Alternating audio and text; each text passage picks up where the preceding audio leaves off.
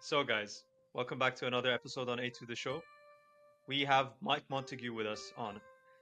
He's the global head of content at Sandler Training, host of the How to Succeed and Playful Humans podcast. Mike is an award winning speaker, entertaining over 2,000 audiences live and virtually. He has performed as an educator, keynote speaker, radio on air personality, karaoke host, game show host, and DJ, where he opened for Billy Idol and Frankie Valli. I don't know how to pronounce that name, to be honest. Sorry if I butchered it. In Kansas City. He has been trusted to educate, entertain audiences at Google, Thermo Fisher Scientific, Kansas City Chiefs, Qualcomm, Qualcomm, Sprint, Eli Lilly. You get it. It's a lot. It's a lot of places. A You lot of get the people idea. trust you. A lot of Introducing. people want you. Thank you, Mike Montague, for being on A to the show. You nailed it. You How's your actually day? nailed the name great, Man, these intros sometimes can get too technical, and it's like you just want to have fun with it as well. You just want to introduce a person in a casual, nice way. But yeah, thank you for being you know here. what's Maybe funny? you want to I've say done something like about yourself instead. 1,000 podcasts now and stuff, and sometimes I start recording before I ask the person on their last name, and I get like halfway through the intro, and I'm like, "Oh no, this is gonna go down horribly." But also, since I host a Playful Humans podcast, I can't get too serious about it, and sometimes I do. So stop me today if at all. Like, especially I think because the problem is so bad. Like, people are burnt out and bored, and like there's like suicide rates going up and stuff, and you're like, well, that's not fun to talk about. But I think the cure No. for it can be and stuff. So I don't take any of it too seriously. I try to have as much fun as possible, and we'll just figure it out as we go. Being It's playful great. with it. Like Love it. exactly. That's the energy we need. 100%. All right, Ali, let's go. All What's right, the first tell question us. that you got stuck in your mind? How come we don't play as much as we should? I feel like we play when we're kids, and then we grow up and we Yeah. stop playing, and then I get a bit like I look at nature, I look at the bees. The bees are playing, the birds are playing, the cats Actually, are every playing. mammal on the planet, the dogs are playing. We get a shot of it. The cats. Little cat over here. Little cat cam. That's amazing. Yeah, every mammal on the planet plays. So, dolphins will play with a ball, elephants will play with a ball. Like, it doesn't really matter. And what I think is interesting is there is a funny dichotomy when like parents are trying to keep you safe and teachers are trying to like keep control of a crazy room, and then even bosses and corporations start trying to get everybody working together and facilitate teams, and sometimes we optimize out what actually makes us human and have the most fun and engaged and creative. And so there's a really funny example because for my day job I train salespeople, and your parents, at least here, where I grew up in the States, will say things like, don't talk to strangers, right? Stranger danger and stuff. And it's impolite Yeah. to talk about money. Don't ever ask anybody how much money they have or how much they do. And then we hire somebody for sales and we say, hey, why don't you go talk to strangers about how much money they have? And people freak out, right? They're like, Right. that doesn't feel good. I don't want to do that.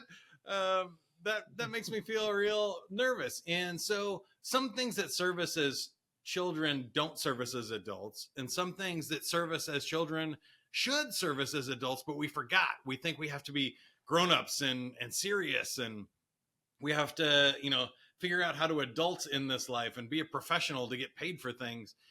But the opposite is true on a lot of those things too. It's super boring. You fit in like nobody. If you're a cog in a wheel and you're a robot checking boxes like everybody else, we can replace you with anybody else.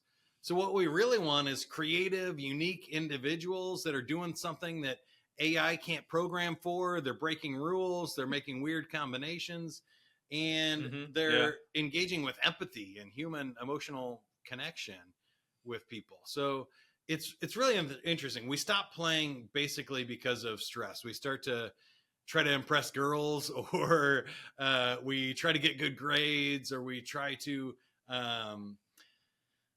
I don't know, just fit in with everybody else. And so we give up drawing, playing sports, being creative, telling jokes. So how can you use being playful to get girls? How about that one? There is a bunch. And I will have to say, too, I'm somebody that my dad became a sales trainer when I was in high school. So having professional sales and communication skills as a teenage boy is not the worst thing to have, especially listening skills and other things. But playful, this is actually a stat that playful people are ranked more attractive. They smile more. They go on more dates. They have more fun. They have more sex, and you lose weight and a whole bunch of other positive benefits.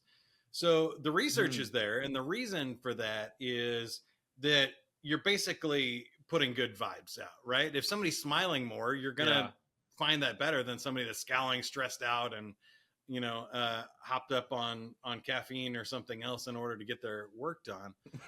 Like, you want somebody that's relaxed and playful and somebody that's unique. So how you use it to get girls and stuff is you be yourself, and you're open to possibilities and listening and improv, and you're not trying to control somebody else, but you're open to possibilities and connecting with another person. Okay, but in a more practical way. So let's say Side's a girl, I'm a guy, I'm trying to get Side's number or something. Yeah. I'm always like a great example. I'm always put in these situations, man. It's like I can't escape them. Ali just like puts me in this, and it's like I'm like, oh, okay, let's roll. Let's see where this goes. It's not like, oh, do you want to play a game or something like that? No, you have to be a lot more subtle about it, right? Well, no, I think it can be. I think there's two sort of loopholes, and I use this in sales training too. Two loopholes in our society: gifts and invitations. So it's always okay to invite somebody to, and inviting somebody to, a boring business timeshare seminar or something isn't going to be a great first date. But inviting somebody to something playful like roller skating or an escape room or something else, you get to play together. You're creating an experience that they're going to remember, that's different than like, let's go to a movie and sit quietly next to each other and not talk for 2 hours. I need to write this down. Yes. So great ideas. I'll give you a shout. But there's a whole bunch of different ways to play too. So here's my call to action. I have a quiz on my website. It's playfulhumans.com/quiz. There's 10 different playful personalities. And so you probably can't get your date to take the quiz before you go, but maybe you could learn enough to ask, because there's social events. There's people that like mixers or hosting a party. And then there's people that like to tell jokes, and stand-up comedy is a great way to laugh together and create a positive experience. Like, you want to be anchored to a positive experience in the other person. Some people like puzzles and games, the escape rooms, or a video game challenge, or go to an arcade. There are people that like outdoors and exploration. And so it could be going for a hike or kayaking or whatever is, in your geographic area that's fun to do outside. What works for you, Mike, if we don't mind? What'd you say? Sorry, I'm interrupting. No, continue. I'll ask my question later. Well, I don't even know that I can remember all 10 at the moment. But, sorry. The point, athletic and moving your body is another one. Like, really good things happen when you move your body. So if there's somebody that's sporty or athletic, and you can go play a game or pick up basketball or whatever, play bowling, you're going to get a lot of association with positive endorphins, dopamine hits, like all kinds of good things. Serotonin release from movement and sports that are really good. So a lot of people make the mistake though of like playing, like going to a baseball game or a football game or a soccer game and watching somebody else do it is fun, but it's not as good as doing it yourself. So if you wanted a really good first date, or you want to connect with anybody, it's better to do it together. Like, go throw a baseball around, play wiffle ball, like kick a ball around, and do that in a park rather than go watch somebody else do it. Because again, you're both really just sitting next to each other, watching somebody else have fun rather than having fun yourself. Gotcha. Yeah. So it's like the action of movement, like having motion instead of just sitting down. Because like, even in the build up to the date, or like when you're, or the hangout, or whoever you're going out with, you're texting and sitting down. Right.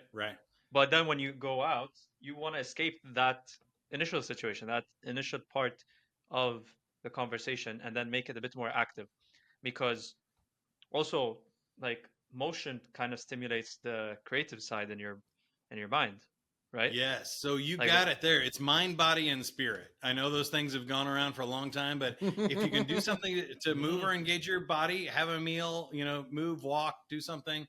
The mind, which is like think, solve a puzzle, solve a challenge, have an interesting conversation, or spirit is yeah, those emotions, like connect emotionally, have a laugh, like do something even like meditative or something to change the energy. Flow state is a big thing to do with play that's so powerful, and something like even building a Lego or something, or solving a puzzle with your hands can distract the mind and body enough for you to connect on a different level with somebody.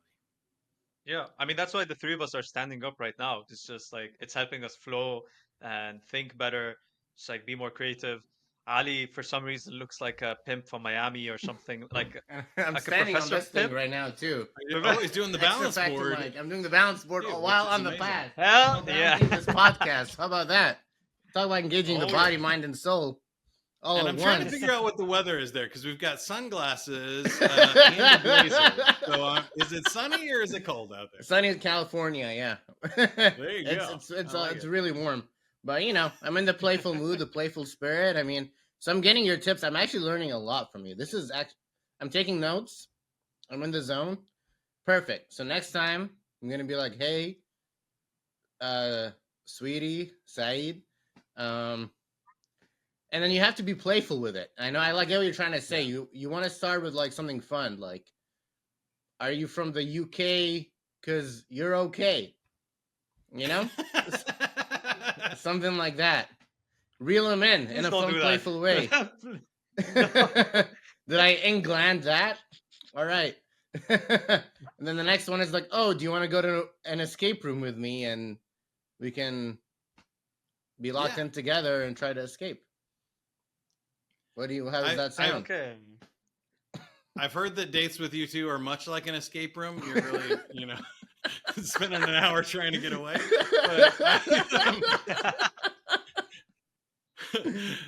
But I think that's a great idea. Yeah, I think you want to invite them to an experience and do something. I mentioned gifts earlier too, which is like bringing a game or something.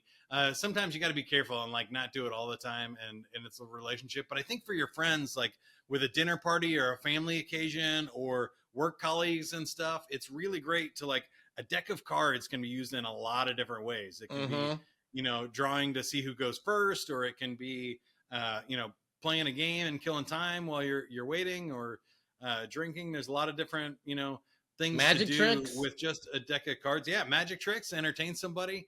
Like there's so many great things. A ball and a deck of cards are my two favorite like kind of toys to bring along, and especially with my nieces and nephews. I'm past the dating stage and I'm more like entertaining kids and stuff. But if you got a great dad joke, a ball, and a deck of cards, like you're set for pretty much any occasion.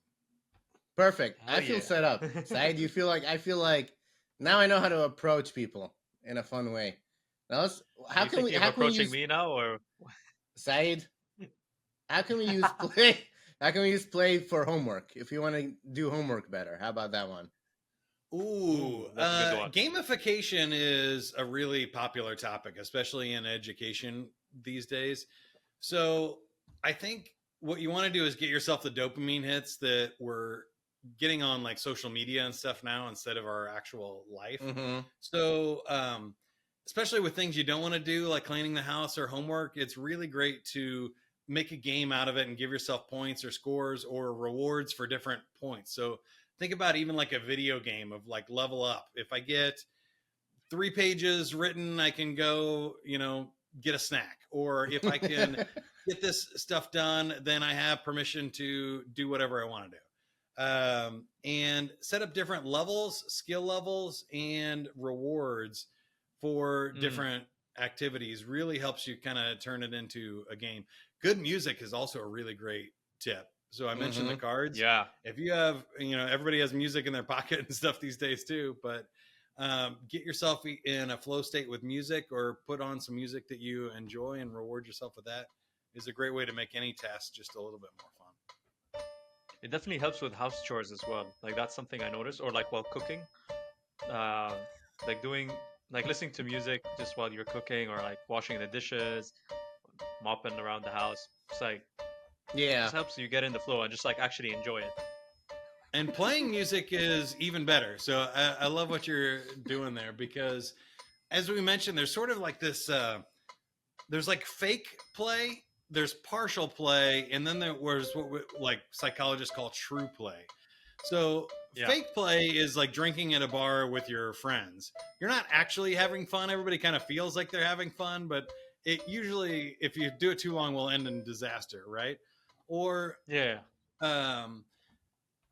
listening to music on your phone by yourself is different than going to a concert, and that's different than playing music with your friends. Totally different feelings and experiences. And so I think anytime you can up that level, is think about like, I mentioned, watching a soccer game is a lot different than playing a soccer game, or, commenting or doing fantasy football is different level and stuff of engagement and connection as well. So I always try to think of like, what's the most involved I can get in the situation versus like, how am I checking out and unengaging from it? I feel like one thing maybe I would disagree about on this is like for us, I remember growing up when we used to watch sports with our friends, like especially football. That was amazing. Like those were like really fun times. We used to obviously, especially if we have the teams that we support on, like if my friend supports the opposing team from me, we're just like watching this. It's like we're just like, it's as if we're competing against each other, and that with every jump, with every attack, and you're just like, oh wow, so like that will kind of build a sort of activity, like definitely some emotions there and like an activity there. So maybe like I want to see your perspective on that opinion. What do you think? No, I agree with you. I think it's a lot different in a communal aspect, and when you're joking and you're creating a social event. And so there, the game really becomes like the instigator of a situation where you can be playful with your friends. Okay. I always remember though, looking back too, and I don't know if you guys did this, but like halftime of the Super Bowl, we would all go and like play, like throw the ball around, or before it starts and stuff, and go out and just like play a random game in the backyard. And that always felt different than the stuff inside, like around the television and stuff. But those Super Bowls or those big events are cool communal experiences. Like we're all experiencing something together. The one thing I miss the most from my childhood is like movies used to be the big summer blockbusters that everybody saw. And so like when Deadpool came out or whatever, we'd all be like, oh, we all saw it this weekend. We all talk about it and joke about it and really connect with each other and build our friendship around us. Now you're like, hey, have you seen, Ted Lasso? And they're like, no, I don't have Apple TV. Okay, well, that's done. and like there's no like communal experience around it. So I love what you're talking about. It's a great identification of really good times. And I think we know in our hearts, we feel it when it's different and it's a real connection, versus like if you're watching the game from two different places and texting your friends stuff during a game, it's not going to be that same feeling, right? That's true. And also another thing, I feel like when we get older as well, those reactions maybe can sometimes like decrease in certain people, because like as you get older, certain people start thinking it's like, oh, maybe I shouldn't act like this, it's too childish, or this is an embarrassing behavior. So the playfulness kind of it fades away a bit, and they become more serious, and it's just like, man, there's time to be serious, and then there's time not to be serious. You don't have to be serious all the time. Preach it, Said. Exactly. Just chill. It's fine.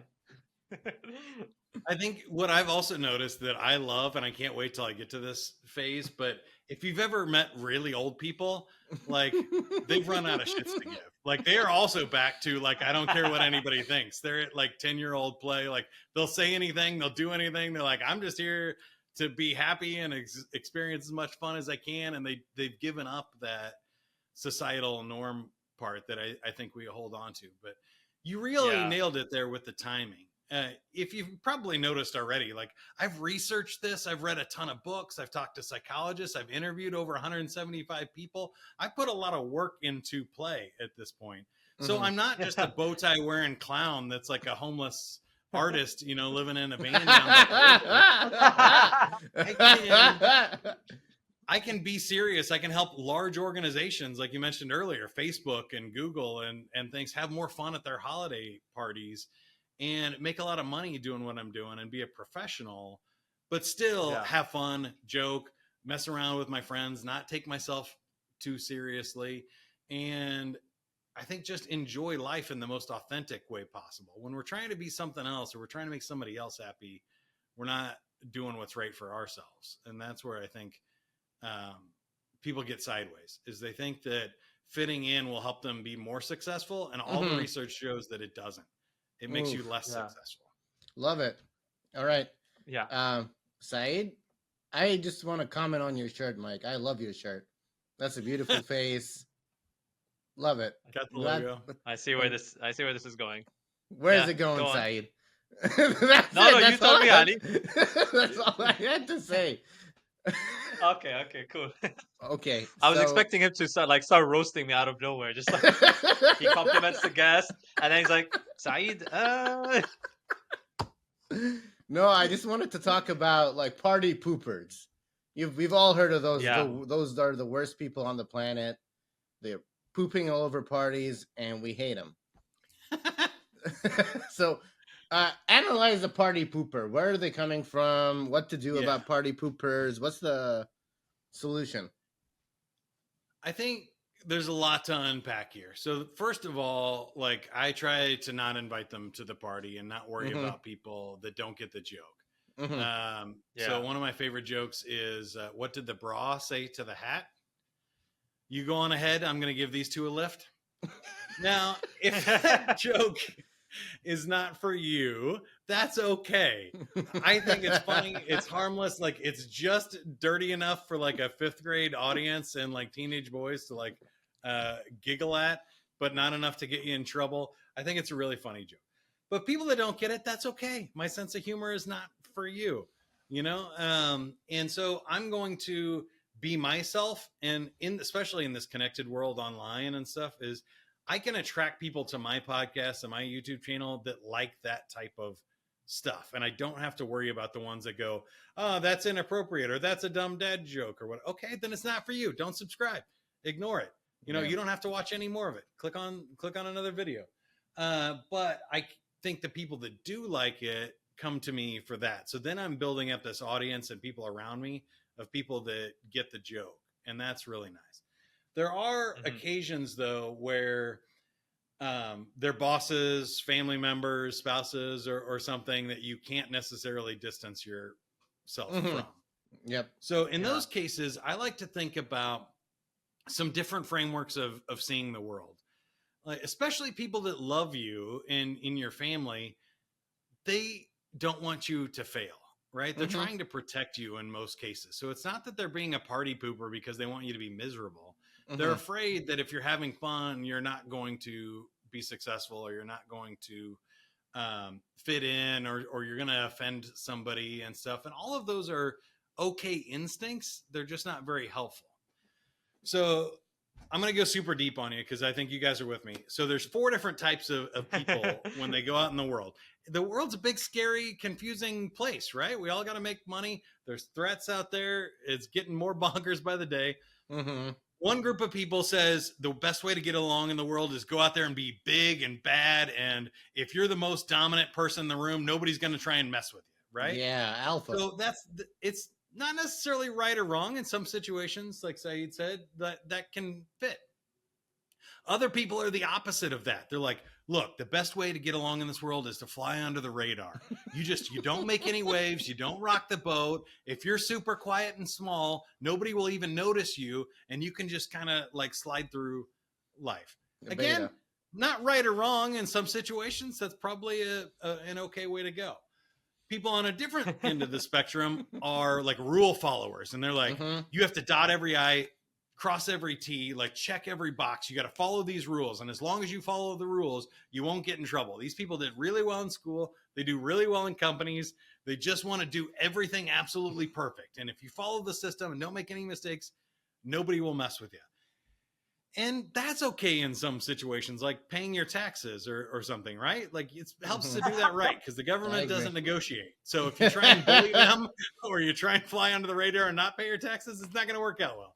It's better to check the right boxes on government forms. Yeah.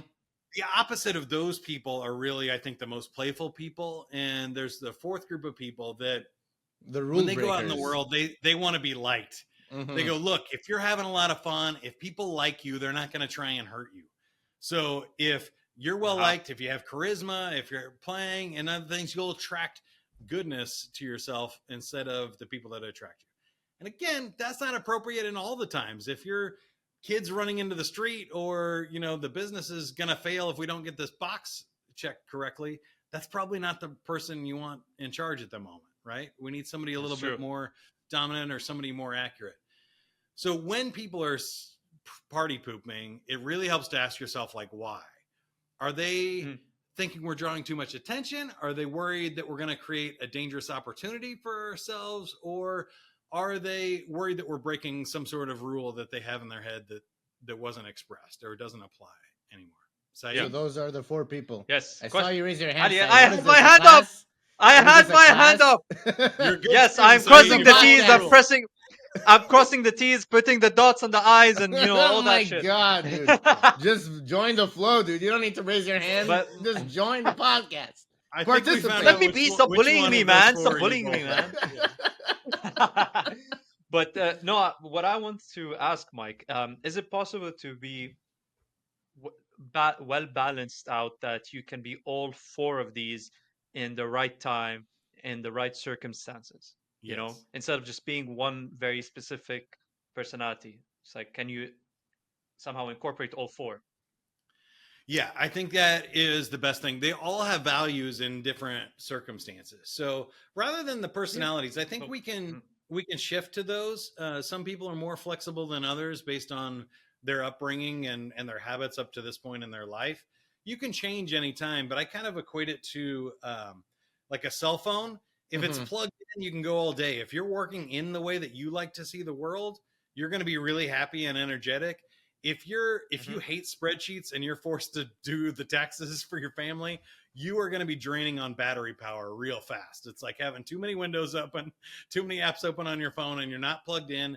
It's going to go down. So I like to think about flexing in short-term situations when it fits in. Yeah. But for your life, I like to think of a slightly different framework. And I call these like the 5 Ps. Okay. You need to make time to play and just live in our authentic self and enjoy your life. It's a short ride, right? We got to have some fun. We also have to perform, make money, work at our best, like try really hard at stuff. And so I think peak performance is a cool part of life as well. Pausing is important. We need time to rest, meditate, like recharge. We got to sleep every night, right? Yeah. Thinking and pondering is an important part. If you're only working and you're not thinking about whether you're working on the right project or not, like there is a different, there's a different level to unlock for you if you spend some time just pausing and thinking about stuff. So pondering. And the last one is practice. Way too many people, when they get to be adults, they just show up at their job every day and try to perform, and they don't create a safe space for practicing what they're doing and getting better and learning and growing. And so I try to think about getting those 5 Ps into my life in different ways and measurements. So if I can do it every day, great. Every week or every month, I need to create some space for each of those. Otherwise, I'm going to be out of whack and I'm going to start creating problems. Okay. Fair. Those are good points. The 5 Ps. Just get a balance board like Ollie. Now, woo! You have 5 Ps. You have many knowledges. Okay, so let's talk about it. Where is it coming from? Where is the like? I want more science. I want more studies. Like, what is what you're saying true, or are you making this up? Can you back it up with anything? Yeah, 100%. So I mentioned earlier, I've read a lot of books. Play by Dr. Stuart Brown is one of the keystone like play psychological studies. And basically he said play deprivation is extremely dangerous. Like we get school shooters and terrorists from people that don't believe they have an out to be playful or creative or enjoy their life anymore. Wow. So that's where his research started. But then he looked into the animal play and the types of play that I mentioned earlier. A lot of it came from that. And he spurred a lot of research. And this goes back quite a ways, too. The original one, I think it's on the shelf over here on my left, is Homo Ludens was the first psychological study by a German psychologist called John Hunzinger. And it's all the way through positive and pop psychology. And then a lot of modern research into time management. People removing recess in schools has given us a lot of indication. A lot of ways people work. So another one of my favorite psychological frameworks is about different types of work. I think a lot of people mess this up, that the school systems and work systems and the 9 to 5, 8-hour workday came about when we were in the Industrial Revolution in the 1900s. And so people could do physical labor and work on a manufacturing line for about 8 hours a day if they got a lunch break. But then we had the kind of intellectual revolution and we all took office jobs, and you can't really do that for 8 hours a day. It turns out that we slow down and our brains give out. It's like a muscle faster than our bodies give out. So about 4 to 6 hours a day, we can do intellectual work. Study at Microsoft shows that if computer programmers work more than 40 hours a week for more than 6 weeks in a row, they slow down so much that they produce less lines of code than the people that just work 40 hours and quit and went home. Okay. So even though they're working sometimes 10, 20% more, they're actually producing less output intellectually than the people that were resting and recovering and doing these other things that I was talking about.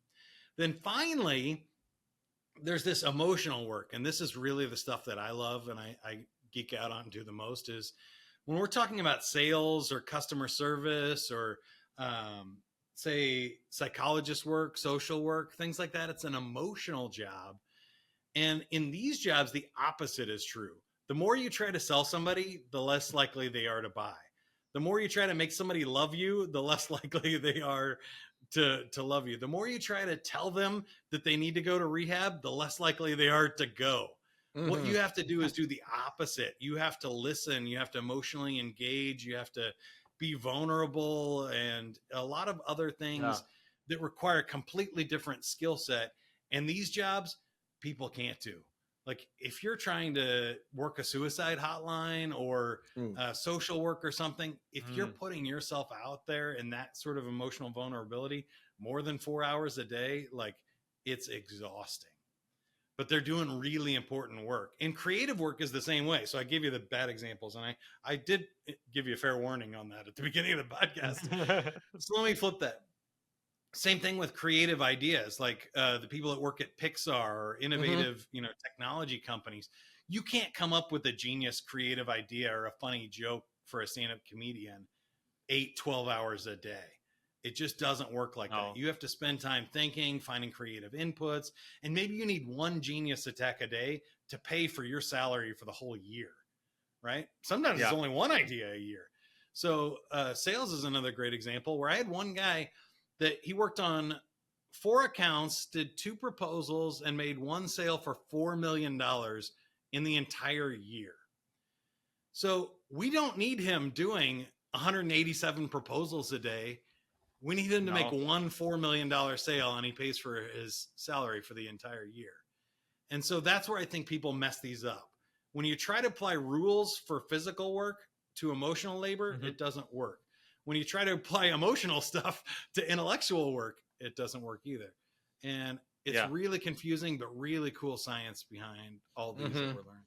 Everything has its place. Yeah. I just wanted to ask Mike, so you're saying, okay, what it sounds like you're saying is quality over quantity. But at the same time, for someone who's just starting in the field, like fresh graduate, doesn't have any experience, does the same apply? Because obviously when they first get hired, their first job, like either an internship, whatever job they get accepted, Yeah. they don't get that opportunity. So what do they do? Several things there, and I feel like I keep coming up with a lot of things, so I apologize if I'm talking too much. I'll let you guys No. jump into it. But yes, you're right. At the beginning of your career, I heard the founder of Netflix talk about this. It's sort of like, have you ever seen a marathon or an Ironman where everybody starts at the same time, and then, like, if they all jump in the lake and there's 500 people trying to swim to that first buoy, they're kicking each other. It's all like elbows. You're getting drowned from people swimming on top of you, and it's a mess. And so when you're early in your career, I think that's a good example of, like, you're young, you have the energy to run fast, and if you get a little bit ahead of the pack, it actually gives you sort of the white space or the area to work and be more creative. So you might need to hustle a little bit harder in your 20s than you do in your 40s, just to get space to find out what you like, experiment in a lot of different things to find your career. And if you know what it is and you're like, hey, I 100%, I want to spend the rest of my life doing X, Y, Z, then that makes it a lot easier. You don't have to work hard because you're not trying to do 10 things to find out what works. You can kind of zone in on the one, but I think there is some hustle there. But a lot of people mistake, they think play is the opposite of work, but it's not. It's like the fun uncle of work. So think about when you were playing with your friends. I don't know if you guys ever, like, built a tree house, or you have to, like, reorganize teams, or you put an outline of a field together, or build a backstop for the ball so you don't have to keep chasing it down the hill. Like, play is a lot of physical energy and movement. It's just in a positive direction with kind of free flowing energy, where hard work is, I got to lock in and I got to drive here. Also, I would refer back to the type of work that I was talking about. Like, if you're a truck driver and you get paid per mile, the more miles you drive, the more money you make. So if you're in a type of physical linear work where it's lines of code, or driving across the country, or you're trying to produce some sort of output, it does help to measure that and to create more output than other people. But you got to be really careful that that's the type of career you want, because if you're trading hours or things for money, it can be over optimized and burn yourself out really quick. So you got to figure out what that ideal balance is for you. Last point, and then I'll let you jump in, because I think Ali's got something here. But I think if you're looking to be creative, or you're looking to stand out from the pack, you really also have to zig when everybody else is zagging. So if everybody is running really hard in one direction, it probably makes sense to maybe walk in the other direction, and spend a little bit of time thinking about how you can really separate yourself out, especially with those internships or other things. Like, sometimes we need somebody just to file some papers and check some boxes and stuff, but more often than not, we want young, fresh, creative ideas. And if you can stand out from the pack by being more creative, or connecting more emotionally and spiritually with the people that are working there, it's going to separate you out from everybody else that's just trying to hustle. Okay. Does that help or answer the question? If you could provide an example, maybe it would be a bit clearer. Maybe an example from your career. Yeah, my career has been crazy too. So I started out, and I started learning to design websites when I was in high school, and it's not impressive now, but in the late 90s, not a lot of people could do that thing.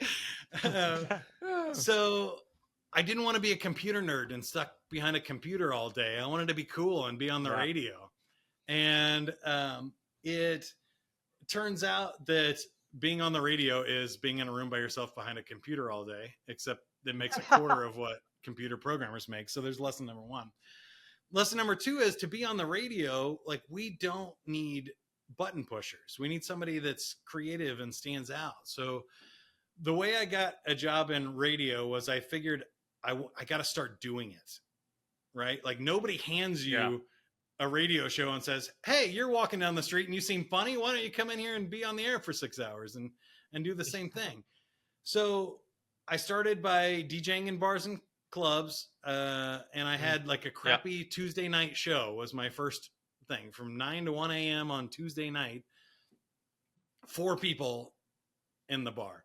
Then you get a slightly less crappy gig, and then you get a slightly less crappy one. And then I worked my way up, and there was a contest on a radio station where it was sort of like American Idol, where you could open audition. And I'm like, I'm going to make myself as different as everybody else. I'm going to really go for this, tell as many jokes as I can get in there, like really challenge the other on-air people in the live interview portion. I made it all the way to the top 3. I won 2 out of the 3 votes, but the final vote was the program director of the radio station, and he wanted a female audio host, and she was also very good, but I won the popular vote and the staff vote, and so he convinced the staff to change a couple of their votes, and she got the gig. That is ridiculous. The guy that got 3rd place quit his job as the prize guy of another radio station to be in the finals of this contest. So immediately after I found out I lost, I called up that station and said, hey, I heard you just lost a prize guy. I'd be happy to fill that spot. And I known a couple of other people there from networking. So by like really standing out, I broke myself away from the pack, but then also zigging while saying, hey, everybody else is in this contest over here. Why don't I go to another station that's not having a contest, is where I actually got the job. And then you start as a crappy prize guy. Then I was doing like Sunday mornings, and then I got to like weekend days, and then I got to be the fill-in guy for the live stations. Then I got the overnight shift, and then I worked into nights in a full-time job. But it really is about, for me, never turning down a chance to be on a microphone, or if everybody's trying to be on the radio, why don't I start a podcast and do that myself? Like nobody has to pick me. And so developing my own shows, do we have time? I got my best story of all time. Go for it. Drop it. If it's the best story of all time, we have to hear it. We can't say no. No way. We want to hear you zag, man. So here's the story is Billy Idol, you mentioned I opened for him when he came through Kansas City. His opening act got sick, and they needed somebody to fill an hour of stage time in front of about 5,000 people. They called the radio station because we were sponsoring the contest. It was the retro radio station at the time, and he's an 80s artist. And none of the other DJs, they were all introverted people. Like I said, the job is sitting in a room by yourself, like making your friends laugh, not really being out in public. So I was the only one who did on-stage DJ stuff. And they asked if I wanted to do it. I was like 25 years old at the time. I was like, yeah, sure, why not? I've never opened for a concert act in front of 5,000 people before, but I figured like this is Billy Idol in 2005, so it's all like soccer moms in the audience, and I was on the retro station. I was like, I got this. I met with Billy Idol and his manager backstage. They give me 3 rules. It was don't play any Billy Idol songs. It's a rock show, so play mostly rock music, and whatever you play on the radio is fine. You guys are sponsoring the show. I was like, perfect. So I go out there on stage and I'm playing 80s music, and the manager comes out and goes, we said rock music like the Rolling Stones. And I panicked because this was 2005 before Wi-Fi. I only had the songs on CD that I brought to the show. And you guys have probably never thought about this, but there's really only 2 rock songs that people dance to. It's You Shook Me All Night Long and Pour Some Sugar on Me. Those are the 2 stripper songs that people dance to. So I play those 2, and now I'm like, I don't know, 20 minutes into this hour-long set, and I'm frantically looking for like more rock music. I find one Rolling Stone song, since that's what he mentioned. It was on like a greatest hits album or something. And then I was like, all right, I played 3 rock songs. I can probably go back to the retro music. I play it, and just the lights come down. My soundboard goes off. I have no microphone, no nothing. I'm just standing on a dark stage in front of 5,000 people. I look over, and the manager's like, you're done. Gives me the cutthroat sign. And so I was fired live on stage by Billy Idol and his manager in front of 5,000 people. I collected my CDs and stuff. I slunk out the backstage, did not collect $200, did not pass go, just went home. But I tell that story for a couple of reasons, as many times as I can. One, that's how I get paid, because I didn't get $200. So now I get to make fun of Billy Idol every time. 2, nobody else was willing to do that. So by putting myself out there, I got a story that I get to tell for the rest of my life. And I learned some valuable lessons that day, which is number 3. That's the day I became bulletproof as a performer. Now, every time when I go talk about sales training in front of thousands of people, or I come on a podcast like this, there's nothing worse that's going to happen to me. I already went through the bombing and the failure. And so you build resistance by putting yourself out there, by doing crazy things and finding out what doesn't work, and then surviving it to get past it. So I think too many young people, especially in their career, in an internship, they're like, I can't speak up in this meeting. The CEO is like, in this thing, what if I give them a dumb idea and everybody calls me dumb? Well, then you realize, but what if you give them the idea that makes the company $100 million and you become the rock star? Like, this is your chance to get up there and put yourself out there and make something happen. If it doesn't work, so what? You don't get any more not in the job than you are right now, is the way I look at it, right? Especially when I go on auditions and stuff for roles or other opportunities. It's like, I'm not going to get any more not in the role than I am before the audition. I can't make it worse. So I might as well take my best swing at it, swing for the fences, put myself out there and see what happens. And in a lot of cases in my career, it's really turned out for the best. Love it. Wow. It's a great story to us. Yeah. So, all right. That What does that tell you, Said? I got a few things from there. A few things that I heard. You can't self-reject. No matter what in life, you can't be the guy to put yourself down. You should at least have your own back and give yourself the shot. If other people want to shoot you down, that's the universe. But you have to let someone else say no. You don't say no to yourself. And that, for me, was one of the big key takeaways from this wonderful story Mike shared. Okay, I had a question about see, I've been struggling to play with myself. Now, I like playing with other people. Saeed was taking a drink. You just killed him. That's a spit take. All right. Why? The timing. I like playing with other people, like if we're playing board games or video games, or even like going bowling, or just any kind of like fun gamified experience. I like sharing it with other people. However, I don't have that same satisfaction when I'm by myself building a Lego or even like playing music. I much more enjoy the social aspect. So I don't know, but I do want to learn how to do something fun for play, because I want to do something in my free time that brings me joy, like, because when I'm by myself, I'm used to working, I'm hustling and I'm, grinding and doing my job and stuff. And then when I'm with others, I'm trying to have fun, and that's how I've kind of separated in my head. But I don't know if you have any advice hear for me. This a lot. This is a really great question. First of all, you found an outlet for play. It's with other people. There's nothing wrong with that. If you don't enjoy things by yourself, then that's okay. You know what your outlet is. So, work over here or do your performance and your practice and stuff by yourself, and then go play with other people.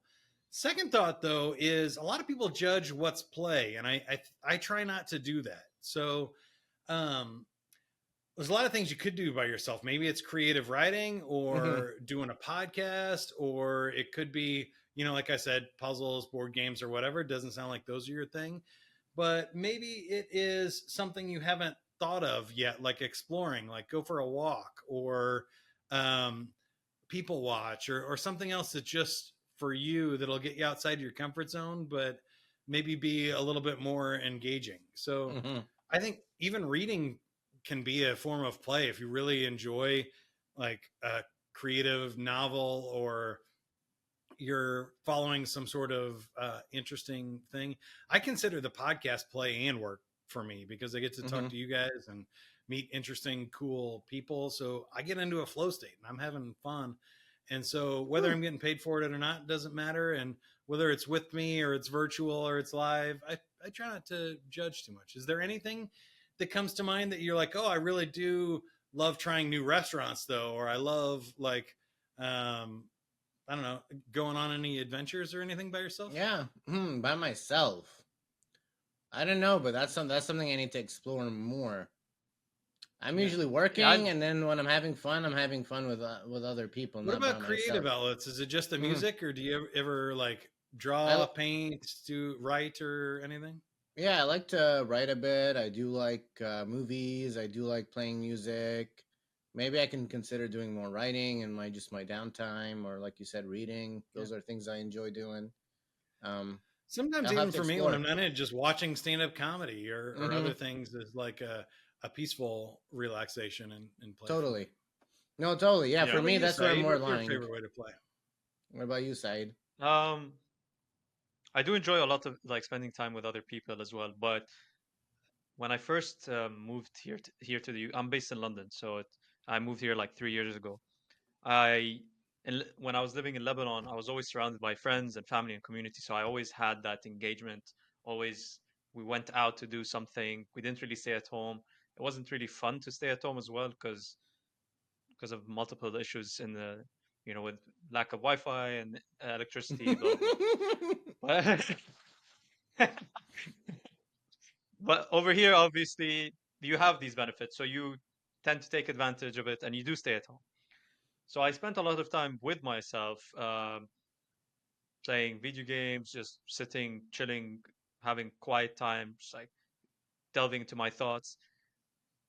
And now, instead of just sitting and doing that, now I go out and do that. So, like, I go out by myself, just explore different areas in London, walk around, see things that are different, taste new foods. Sometimes I'll tell a friend to come join me, or my cousin, or my sister. If not, I'll still go by myself. I don't care. Um, so it's nice to have these kind of Love moments that. as well, because like you don't want to have that constant intensity from work and like Hmm. also from the constantly being around people all the time. Hmm. Yeah. One more thing I would add there is you seem like a high energy guy, Ollie. So Hmm. um, I like physical skill. Hmm. So you obviously learned how to play an instrument. You can pick up Hmm. other instruments. Hmm. Cooking is an amazing one. And we were talking about, meeting people to date and finding a partner. Having a cooking skill is a nice skill to have for the rest of your life. And I that's the like way I that. think Yeah. about it sometimes. I'm the same way. I like a merit badge type thing of like, I taught myself how to juggle. And so that's something that I can just practice. And it's a physical movement that allows me to kind of disconnect and focus my brain a little bit. But maybe it's a sport skill or darts or pool or something else that it's a fun physical skill that's engaging enough that you don't feel like you're just like sitting here doing a puzzle. You're moving your body a little Love it. No, that's a great suggestion too. I wrote some things down, so I'm definitely gonna make sure to do it. Okay, so we're running out of time really quick. So I just had a quick question about the wheel. How am I supposed to gamify this? What kind of quick game can we do with this wheel right now? Oh, do you guys want to? I'm down to play your game. I'll totally do anything. Or if you want to spin the wheel, I can ask you some Family Feud questions. We call it Survey Says because they don't have the rights to Family Feud. What do you All think? Do you right, want to play a game or do you want me to play? we don't have a No, no, game, no. so we're gonna Okay. Yeah, spin the yeah, yeah. wheel. We'll go your game. All right. I've got the We can do questions both. here. We'll figure out which ones you get. Okay. That looks like 3. I'm going to give you number 3. Top 5 answers on the board. Whichever one of you gets the higher answer wins. We'll do 2 out of 3 here. Mhm. Name something that you think a lot of people regret not doing in their life. This is a perfect question for us. What do people Following their regret not dreams, doing? What was it? following their dream job or something like that. Ooh, okay. And Ali? Asking a girl out, or yeah. Ooh, loving others was down there at like number 6. I'm gonna give you number 3, taking chances for your answer, Saeed. Traveling, being Okay. a world traveler, number 1. Doesn't sound like that's a Oh. problem for Saeed either. Just enjoying it more, going to school, or time with family and kids. All right, Love it. Saeed, you got 1 point there. Yeah, Number 2. Name something that your neighbor has that you're jealous of. hot wife. What was a wife Uh, or Wi-Fi? No. a car. No, a hotter wife. Yeah. I'll say a car. I was gonna go wife too. It's not on there, but car is the number one answer. Yeah. So we tied it Damn. up 1-1. Lawn, pool, nothing, dog, or money. Also on the list. All right, Mhm. last one. This is for the tiebreaker. Name something to help you through a lonely night. Friends. Oh, companions. Something Number 4. else. There's a lot of white space here. Saeed, you can win this. What gets you through a Wait, lonely could night? you repeat? What gets you through a lonely night? A movie? That's a bad Movie one. is the Whatever. number one answer. We have a winner.